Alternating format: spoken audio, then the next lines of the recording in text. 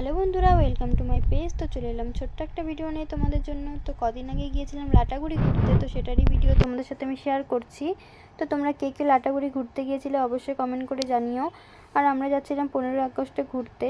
তো অনেকদিন থেকে বাড়িতে বসে আর ভালো লাগছে না, ভাবলাম ঘোরা যাক একটু।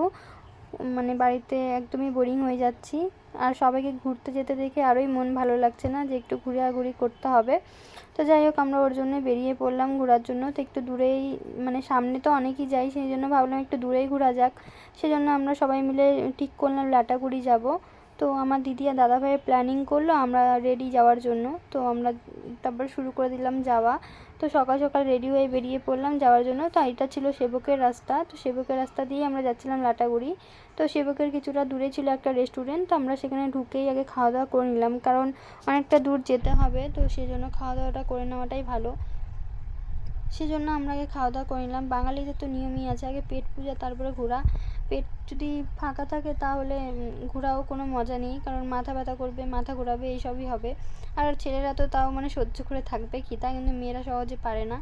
তো যাই হোক, তো মেয়েরাও পারে অনেকে অবশ্য। তো যাই হোক, আমরা তারপরে দেখো বেরিয়ে পড়লাম। এখানে ছিল একটা নদী, কিন্তু নদীর জল সেরকম ছিল না, একটু একটু জায়গায় জল, কিন্তু জলের কালারটা একটু অন্যরকম ছিল।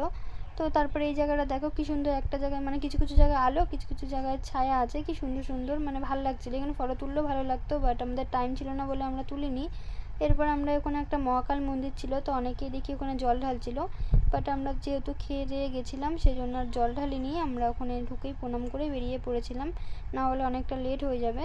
তো এরপর দেখো আমরা যেটা উদ্দেশ্যে আসা লাটাগুড়ি, তো সেখানে চলেও আসলাম। এরপর আমরা এই ভরা জঙ্গলে ঢুকছিলাম, কারণ হচ্ছে একটাই কারণ, এখানে আমরা ময়ূর দেখতে ঢুকছিলাম। 3-4টা ময়ূর ছিল, ওই যে দূরে তোমরা দেখছো কিনা আমি বুঝতে পারলাম না, যাই হোক। তো অনেক পুচকে পুচকে দেখা যাচ্ছিলো, আমরা সামনে যেতেই ওরা তো মানে পালালো।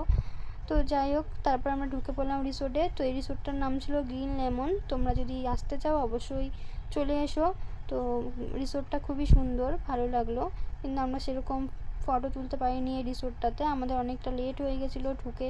তো মানে পরের দিনও তাড়াতাড়ি করে বেরোয় যেতে হয়েছে, এর জন্য ওরকম ফটো তোলা হয়নি। আর আমি তাও একটা লাইভে আসছিলাম, লাইভে এসে আমি তোমাদের দেখিয়েছিলাম ভিডিও, তোমরা হয়তো অনেকেই দেখছো। তো দেখো, তারপর যারা দেখোনি তারা হলো আমার পেজে গিয়ে অবশ্যই দেখে এসো, তোমরা দেখে নিবে রিসোর্টটা কেমন। আমি পুরো ভিডিওই করেছি ওখানকার। তো এরপর দেখো আমরা সুইমিংয়ে চলে আসলাম সুইমিং করার জন্য, কিন্তু এই সুইমিংটাই মেন করার জন্য আমরা আসছি, কিন্তু এটাই আমার কাল হয়ে গেছিলো আসা, কারণ এখানে আমি অনেক জোরেই ব্যথা পেয়েছিলাম পায়ের মধ্যে, যে আমি হাঁটতেই পারছিলাম না। বাট এখানে আমার এনজয় করা দেখে কেউ বলবেই না আমার পায়ে ব্যথা। অ্যাকচুয়ালি এখানে তো মানে জল ছিল না, জলটা ঠান্ডা ছিল, তো সেই কারণে আমার পায়ে ওরকম ব্যথা বোঝা যাচ্ছিলো না, পরে রাত্রে বোঝা যাচ্ছিলো ব্যথাটা কেমন লেগেছে।